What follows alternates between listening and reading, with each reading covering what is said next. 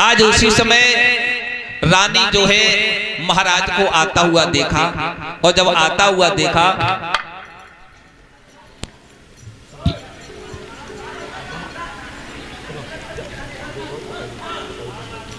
रूमाल सिंह जी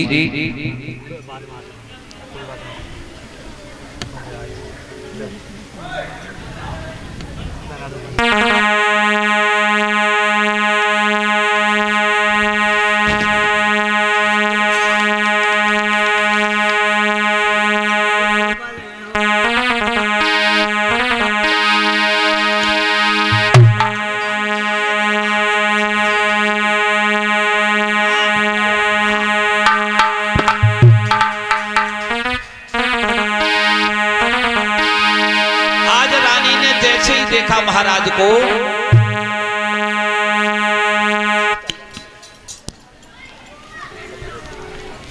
ना भैया अपने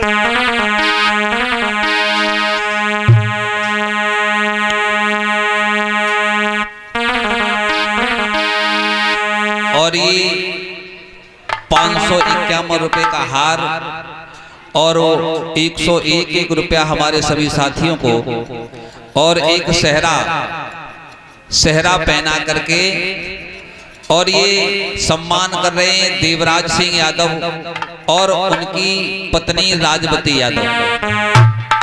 ये भक्त हमारे पुराने शिष्य हैं, ये सुल्तानपुर खुर्द से आए हैं, और ये भगवान की कथा में अपने कर कमलों से हमें हार पहना करके सम्मान कर रहे हैं, पगड़ी पहना कर सम्मान कर रहे हैं, और सभी साथियों को 101 रुपया दान में दे रहे हैं। कामना करता हूं कि प्रभु ही परमात्मा इन्होंने मुझे हार पहना कर सम्मानित किया, और मैं भी ये प्रार्थना करता हूं कि परमात्मा मैंने हार में दे, व्यवहार में दे, खेत हार में, व्यवहार में दे, रिश्तेदार में दे, यानी कि हर जगह देता ही रहे। और हमारे चेला के लिए कहना है कि इनकी 60 लाख की और नौकरी अरे खुलवाए दो भोले बाबा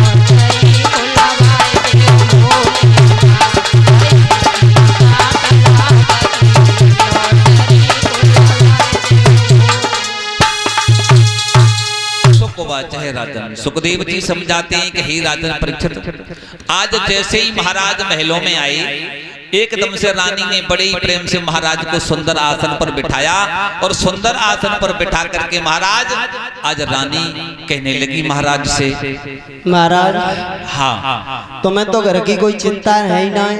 क्यों? तुम्हें तो बस कचहरी दी कते सवेरे बस त्या पेट भरेगो, कचहरी कचहरी ते घरों बस बापई कचहरी में लगाए दो आगे। अरे क्या हो गया? अभी तुम घर से गए थे, क्या बात है? तुम नाराज लग रही हो। नाराज की तो बात ही जलोड़िए देख रहे हो कितनी बड़ी है, तुम्हें लेकर जब चिंता है तो क्या हुआ बताओ तो सही। बा है जी को जग को लड़का देखो जब प्या प्या को करो कि नहीं करो। हाँ ये बात तो आपने सही कही। मैं पूछो मैं जाति का अंतर की देखो सांप सॉरी तू आप चिंता न करो, आज हम कचहरी में जाके सबसे पहले सारे काम बंद करके यही काम करेंगे जो हम अपनी बेटी के लिए वर की तलाश करेंगे। देख लिए तो मन नहीं देखो तो तुम्हारी किसी कारी में जहर खा के मत जाऊं मोड़ी को लेके। नहीं नहीं आप चिंता न करो, आज हम सबसे पहले जाकर कचहरी में यही काम करेंगे। ठीक है। आज महाराज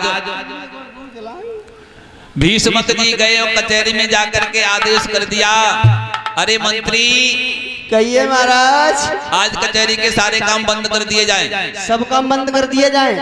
आप लोग अपने अपने घर काम बंद करने की कहिए, सबको भगाने की कहिए। तो जब ये कचहरी धंधे जाएंगे तभी तो काम बंद होगा। तुम लोग जाइए, तुम्हें क्या ट्रैक्टर को डीजल बच्चों करके आए खाम में। अरे इनसे नहीं किया जाता है ना, हमारा कहने का मतलब ये आज और कोई काम नहीं होंगे। ठीक है, आज तुमसे नहीं कह, आप लोग बैठिए आराम से। हमारी बेटी जो है ना रुक्मिणी, हाँ हाँ, उस रुक्मिणी के लिए एक वर की तलाश करो। बत्तो जी खड़ो है। अरे ये तो पीपल है। तो एक लड़के को ढूंढो, अच्छे से लड़के को, राजा हो, हमसे भी बहुत बड़ा राजा हो बस। हाँ लड़का बहुत सुंदर है।